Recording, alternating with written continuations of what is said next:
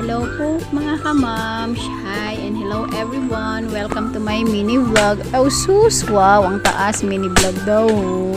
Seryoso po mga mams. Another day, another mini vlog na naman po tayo.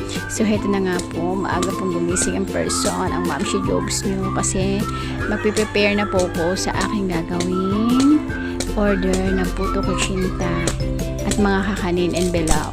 May natanggap po kasi akong message, rush order po ito at ngayon po gagawin ko po kasi mga 9 or 10 kailangan na po nila.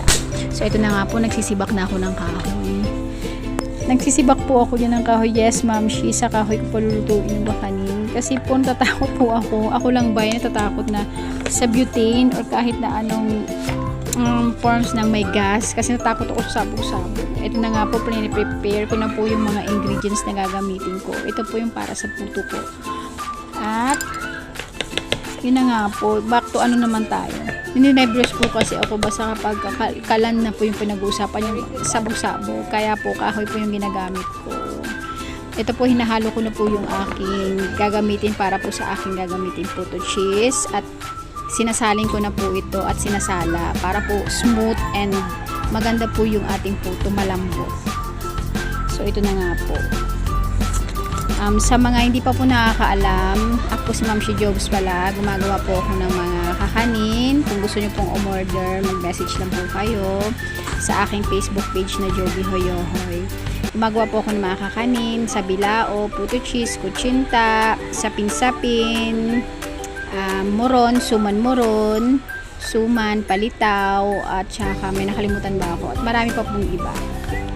And ito po para po to sa kutsinta ko pong lulutuin. Prepare ko na rin po para po mamaya isasalang ko na lang po at sunod-sunod na lang po yung pagluluto ko para po madaling pong matapos at makahabol po ko sa oras na kailangan po ni customers.